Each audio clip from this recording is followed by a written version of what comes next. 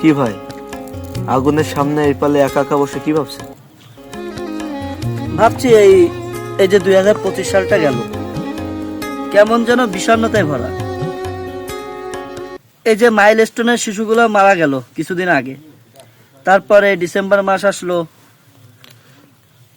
হাদি ভাইকে হত্যা করা হলো, সেই খুনিকে এখনো পাওয়া গেল না। তারপর দেশের একজন সাবেক প্রধানমন্ত্রী চলে গেল।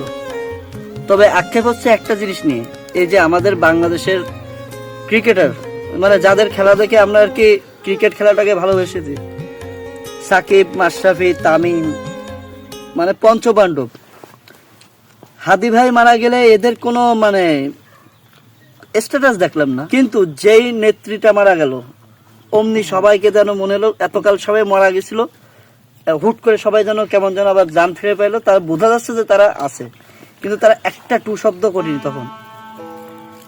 আমার মনে আক্ষেপ একটাই, যে জুলাই যোদ্ধারা কি এতটাই অপরাধ করে ফেলছে তাদের কাছে, যে তাদের কোনো কিছুতেই তাদের কোনো মানে রিয়াকশন নাই। কিছুদিন আগে আরেকজন কোচ মারা গেল, সেখানে পোস্ট দিল, কিন্তু এই জুলাই যোদ্ধারা কি অন্যায় করছে? হাদি ভাই কি অন্যায় করছিল? দেশের মানুষ যেখানে হাদি ভাইকে ভালোবেসে তার জানা যায় এভাবে শরীক হলো, এখনো তার কবর জিয়ারত করতে গিয়ে মানুষ কান্না করছে, সেখানে এইসব সেলিব্রেটের কোনো পোস্ট নেই। কিন্তু দেখ, এই যে নতুন নতুন যে ক্রিকেটার গুলা, তারা ঠিকই তাকে সম্মান জানাইছে। যাই হোক, এমন ডিসেম্বর মাস আমাদের জীবনে আর না আসুক। না জানি সামনে আরো কি আছে, কিন্তু এই তবে একটা জিনিস ভালো লাগছে, দেখছিস, আমরা মনে হয় আমাদের জীবনে ফার্স্ট দেখলাম যে এমন দুইজন ব্যক্তি যাদেরকে ভালোবেসে এত এত লোক তাদের জানাজায় অংশগ্রহণ করলো।